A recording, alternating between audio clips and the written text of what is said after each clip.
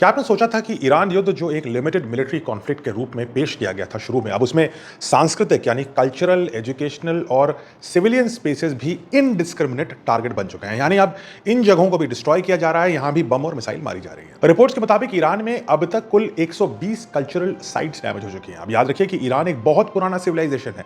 Iran, Bharat और चीन सबसे पुराने सर्वाइविंग सिविलाइजेशन में से एक है और यहाँ की जो सांस्कृतिक धरोहर है वो सिर्फ इस प्रेजेंट गवर्नमेंट की कस्टडी नहीं है, बल्कि ईरान के हजारों साल के एग्जिस्टेंस का एक बहुत इंपॉर्टेंट प्रतीक है।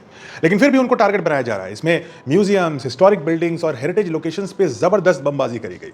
ये स्ट्राइक्स 12 प्रोविंसेस ईरान की और 17 सिटीज में फैल चुकी है। यानी डैमेज वाइड स्प्रेड। ऐसा नहीं है कि एक जगह गलती से मार दिया, बल्कि जानबूझकर शिकार बनाया जा रहा है ईरान की कल्चरल हेरिटेज को। और एस्केलेशन यही नहीं रुकती। निशाना अब बन चुके हैं एजुकेशन सेक्टर पे। यूएस और इजराइल की स्ट्राइक्स ने तेहरान की university of science and technology को टारगेट किया, उसकी बिल्डिंग डैमेज कर दी। हालांकि कोई कैजुअलिटी की रिपोर्ट नहीं हुई है, शायद उस समय बच्चे क्लास में नहीं थे, लेकिन इस अटैक के बाद रिएक्शन बेहद सीरियस हो गया है। क्योंकि इससे पहले भी युद्ध जिस दिन शुरू हुआ था उस दिन एक बच्चियों की स्कूल के ऊपर हमला करके 160 छोटी छोटी बच्चियां मरी थी, लेकिन उसके बाद भी एजुकेशन इंस्टीट्यूशंस को टारगेट बनाया जा रहा है। अब इसके विरोध में आईआरजीसी यानी इस्लामिक रेवोल्यूशनरी गार्ड कोर ने सीधी वार्निंग दी है कि अगर यूएस ने इन अटैक्स की सॉरी नहीं मांगी, निंदा नहीं करी, तो वेस्ट एशिया में मौजूद यानी गल्फ नेशंस में मौजूद अमेरिकन यूनिवर्सिटीज को टारगेट किया जा सकता है।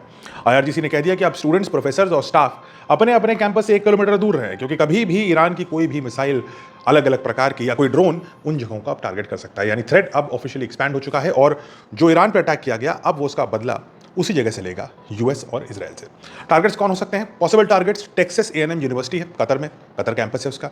न्यूयॉर्क यूनिवर्सिटी का यूएई में एक कैंपस है। ये इंस्टीट्यूशंस अब पोटेंशियल रिस्क जोन में बन चुके हैं और इसका मतलब यह है कि वॉर जो है अब सिर्फ गवर्नमेंट और सरकारों के बीच में नहीं है, मिलिट्री के बीच में नहीं है, बल्कि यूनिवर्सिटी, स्टूडेंट्स और सिविलियन इंफ्रास्ट्रक्चर अब पूरी रूप से इस कॉन्फ्लिक्ट के रीच में आते जा रहे हैं। और यही है सबसे बड़ा कंसर्न, और यही सबसे बड़ा कंसर्न है और सवाल बड़ा होता जा रहा है कि ये कॉन्फ्लिक्ट इस प्रकार से कैसे रुक पाएगी जब पूरी रीजन में सिविलियन स्पेसेस भी अब युद्ध के मैदान बन चुके हैं। अब आपकी बारी, कमेंट्स में मुझे बताइए कि आपको क्या लगता है कि इजराइल और यूएस का ईरान के कल्चरल साइट्स को, जो हजारों साल पुरानी एक तरह के म्यूजियम्स हैं, उन पे बम मारना makes any sense? Number 1। Number 2, अगर आप ईरान के गवर्नमेंट के एडवाइजर होते तो क्या आप आईआरजीसी यानी अपनी फौज को ये बोलते कि हमारी यूनिवर्सिटीज़ के बदले में आप उनकी यूनिवर्सिटीज़ को भी अटैक करो? क्या ये जायज़ है, या फिर ईरान को संयम बरतने की आप सलाह देते? कमेंट से बताइए।